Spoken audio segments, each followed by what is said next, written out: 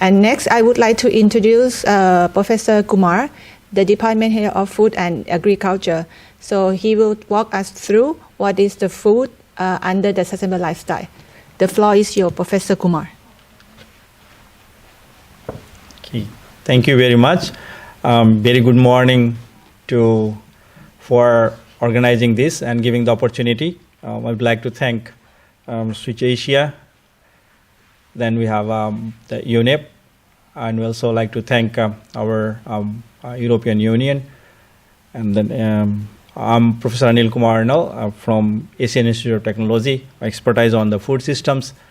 So we are here to launching of this webinar, especially series on the different sustainable lifestyle, on the sustainable consumption and production. And I will be more giving on the food systems, especially in the context of sustainability and the post-pandemic, that's the COVID-19.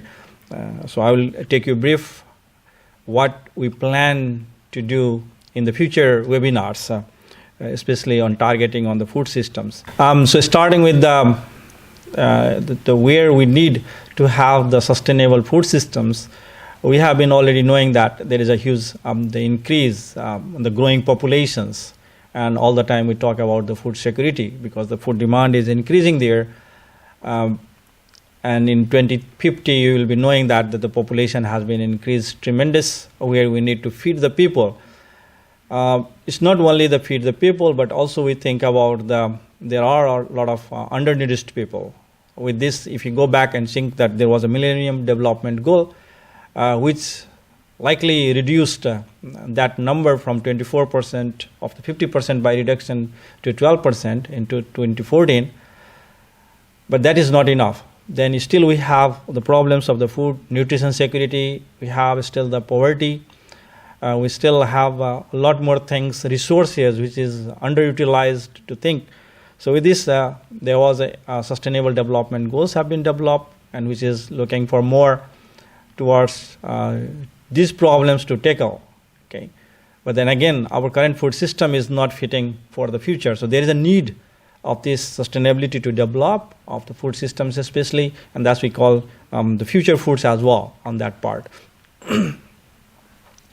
So if I was looking through this the sustainable development goals and how our food systems are there, I see that everywhere this food system is interlinked, allwhere, starting from the earth, from the biosphere, then is the society, and then it can help on the economic growth, like what this morning our EU ambassador was emphasizing as well, where the need, the sustainability, where the lifestyle of our individual, the industries, as the policy and strategies everywhere to change, to reach or interconnect that one. So these sustainable development goals are very much integrated, and especially when I look for the food systems as well, from all these, starting from the no poverty, zero hunger, then you come from the quality educations, you're talking about life under the water, or life over the surface, everything is interlinked, climate actions are interlinked, and that will give the better society for production sites, also for the sustainability of the individual lifestyle,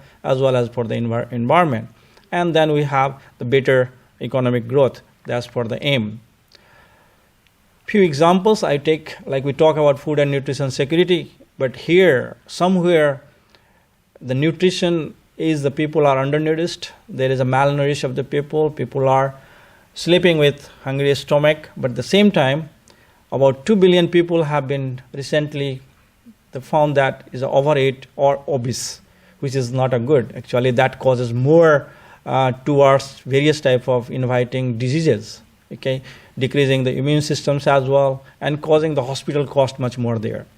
So one aspect is that. Another is the growth of the people is more on the urbanization, is coming more. People are moving towards the city, and then the production sides is getting lower. That need to be increased. While when you go to the urbanization, the employment has to be increased. But there are some cases where, like especially in the Europe, is very well organized. There are some cases what we will be discussing in our future webinars, more details, those case studies, some of them, and that can fit for the what type of innovations have brought this, make this sustainable food systems, especially when I talk, and that goes better for the lifestyle changing as well. The third one is the climate, and you know that the climate has been impacting, and how the climate has been impacted by the greenhouse gas emissions, and the 30% of that, if you see that coming from the agriculture, the food production systems, that we need to think again.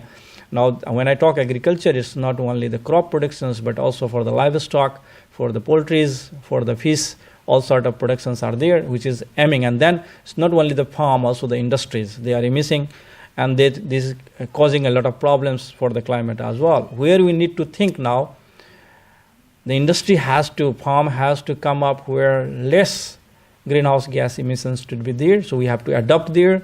That can make better society future, and also the health and the lifestyle of the people will be better. That we'll be talking as well. And the last part is circularity and the resource efficiency. You know that what we have around here, and like emphasize here, in the agriculture produce, we are almost 1/3 of the all food getting wasted. Now, if you think about that, if we are going to save like 1.3 billion tons a year, we are wasting, throwing. If we can reduce that one, or if we can somehow try to consume what we need there, it can affect on the a lot more, solve the problem for the food security or the hungerness. All those could be solved as well. More than that, also there are the post-harvest loss, which can be utilized for the better nutrition, and that's the industry has to come up with the ideas. A strategy has to be developed. Like this morning, also our ambassador was emphasizing on there that there is a need of the strategy to develop where the industry can make another plan to utilize that one and bring, and that's the circular or bioeconomy. I also say that makes help there. For the innovations in the food system for the healthier society, I give just brief here one slide that can in future we talk a little more. Like you know that we have the technology advancement, but how we can utilize there for even not for only larger enterprises, but bringing to the small and medium enterprises. So like one example is precision farming, which can be used. You can track down how much fertilizers, how much pesticides needed there, and where you are putting there, which can be helping in the productions as well. Similarly, is on the food processing side, the industry can be bringing, like you know that if you can, the people are more moving towards from the animal proteins to the plant proteins, but we know that the plant proteins needs more to be where the certain type of amino acids are needed, and where the 3D printing type of things, where the burger can be made in the industries, the plant-based patties can be made, which can be used for the burgers, or the meat will be plant meat. That is very common technologies, common terminologies have been used now.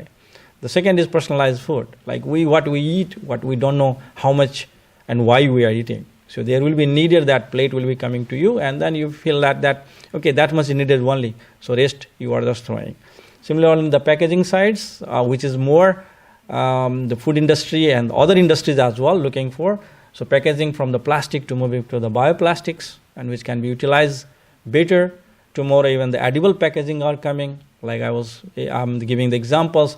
You are eating rice, and then after you can eat the plate as well. That type of things, more innovations is needed there, which can help the society better and healthier societies. And obviously, for that, the supply chain and logistics has to be very compatible, and the green-based technologies. And all this makes reduce the waste, and that's our aim, the zero waste to make. And then finally, the society will be healthier. That's the aim there.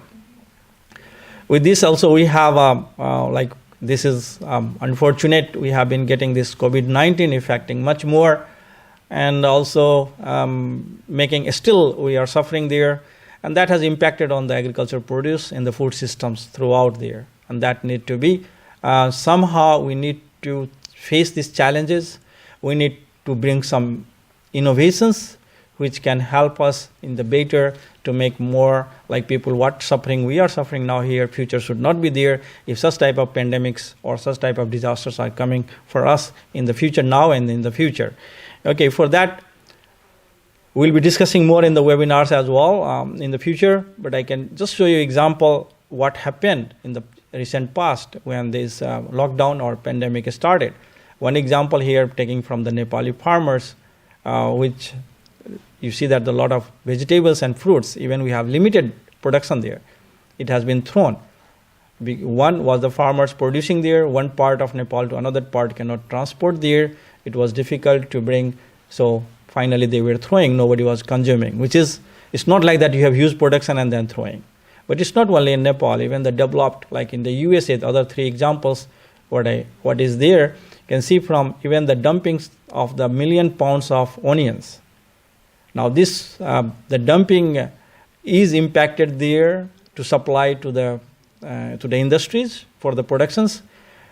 But later what realized that such onions recollected. But now if you know that, if you follow the news, many of that, the US has the recent outbreak of this, the salmonellosis, means one of the food poisoning is coming from the onions. And that could be the causes that they have been long time storage or thrown and reusing that is causing. So this type of impacts directly, indirectly has been the COVID-19 has been making us through the food, and it is impacted by the supply chain of the food as well.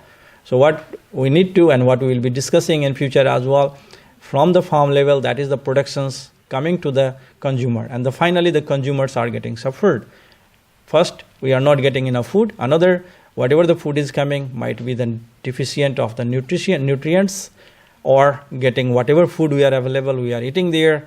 And also this is making the immune system. And you see that the current scenario, we still have a lot more, the cases are increasing, and any type of viral diseases is causing, one of the factors is our immune systems. Our immune system is stronger, you can tackle the virus, but that is getting more. So food has been directly, indirectly impacting on all those things. And this is from the production to the industrial processes as well as the distribution market, everywhere affected. And that need to be now very much innovation in bring how you can handle those in the future, right? How you can have the safer food in your plate. The industry can be producing more that can be available all the time with the same nutritious, with the same quality. And that's the questions, and that's the challenges is coming there. So example, like I try to hear, if it is any production coming from the chicken farm, you are getting from there, following all the regulations. Now the strategy maker have to different, there are some modifications will be coming soon, changing their, right? And that can be helping to get the better food, quality food as well. And out of that, the traceability is coming one of the major component, that you can track the food, where it is coming from and how it is coming to there. Right? So that there are a lot of technologies has been now recent past. One of that is blockchain technology, which is coming there, which we will be describing a little bit more during the webinar time in the future webinar when we discuss, and that we give a brief and discussion will be there as well. Okay. For the nutrition, when I talk, it should be more, when we eat here, the nutrition should be more our immune stimulation. Our immune system should be more stronger and stronger. That can help not to be attacked by any type of such type of diseases or the virus only, not any bacteria or any type of things, that the people are more safe. And that cannot be possible with the individual. There should be integration. And that integration comes from the individual thinking about ourselves, thinking about our kitchen, then thinking about the community, and from the community it goes to the national, and which can be the global. So there is an integration, there is a need of multi-level framework, and that will be needed to be discussed more detail. And there need to be strategically to unite together to bring such type of things that can be helping the nutritionally more enhanced food, which can help the future as well. Okay. Giving a couple of examples only what is happening now. If you see that, you might be reading in the newspapers, getting in the social medias, the people are getting, I'm sitting all the time in the home, even working from home. There are a lot of other factors making the stress, getting the bored, how much you can watch the TVs and those. And then it is already in the research saying that when you are more stressed, you like to eat more. But we don't like to eat the good food. What we like, whatever you have, those foods are coming, you eat there, which can cause more disease orientations, right? And stress is one of the major factor, the people. If your immune is not weaker, then stress can bring a lot of diseases, I can tell you that. There are a lot of foods have been now coming up, which helps to reduce the stress conditions of the people as well. So we need to think on that one as well. And obviously the COVID-19 and such type of pandemics is affecting on us in the different way. And there, the nutrition has to be more balanced, is coming there as well. Okay, that's saying.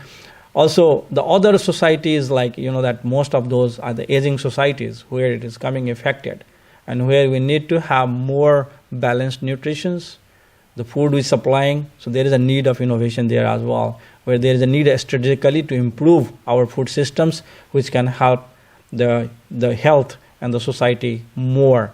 So there is one is the greener technology. The technology has to be changed. Where is the innovation needed, where you can have the better food. Like one example I was telling, 3D printing sort of things.